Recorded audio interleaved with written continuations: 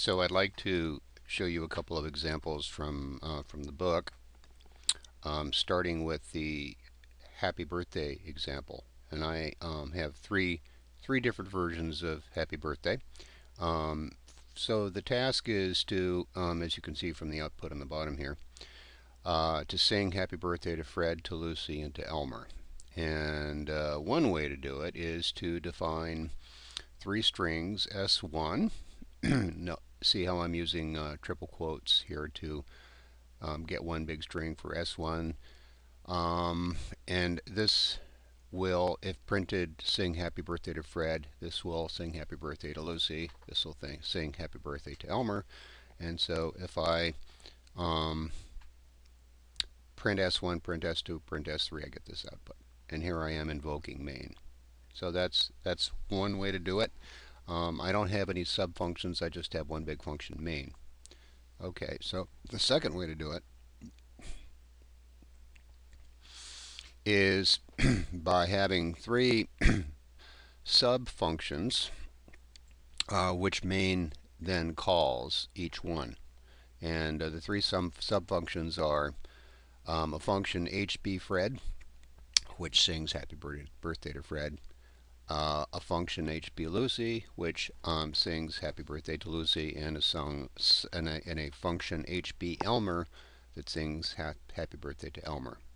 And then each one is invoked in turn from main, and then when main is invoked, each one of these is invoked. And the output is, with the exception of some spaces, is the same as before. So the perhaps the best way to do this particular one is this third version, where we have a function happy that simply prints out the refrain, and then a function sing that has a parameter person to it, and sing calls happy. So you get refrain, refrain, and then specifically printing happy birthday to whoever is the parameter here. So look inside the quotes and understand the syntax here. So what we're doing is we're printing out happy birthday dear person, and so that would be whoever is invoked here, and then we're concatenating a single character period onto the end of it, and then finally printing the final refrain. And so the main, it's much more transparent what's being done here when you look at the main. That's one of the reasons for doing functions, to make your code more transparent. So we saying happy birthday to Fred. That's what this will do. That invokes this. And then, of course, as I said before, this invokes happy. And then we skip a line and we sing happy birthday to Lucy. And then we skip a line and we sing happy birthday to Elmer. So among the three, this one is the best. It's flexible. You could, for example, sing a list, make a list of people, and sing, use sing to sing to every person in the list. Maybe we can do that right now. So let me run this thing here if I can.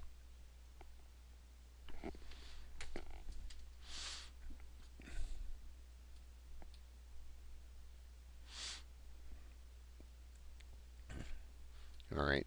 So actually, I don't want it to do this. I want it to. I'm going to comment this out here, like that.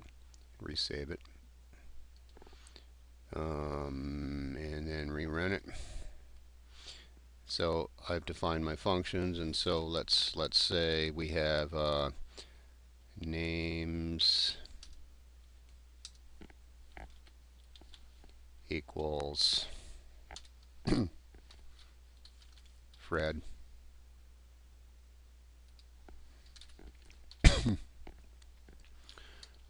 Lucy,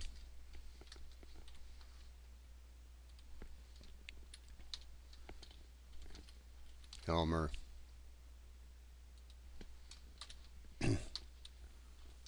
Tom,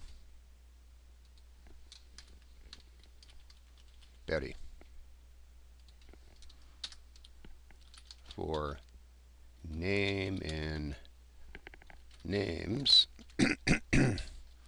sing name.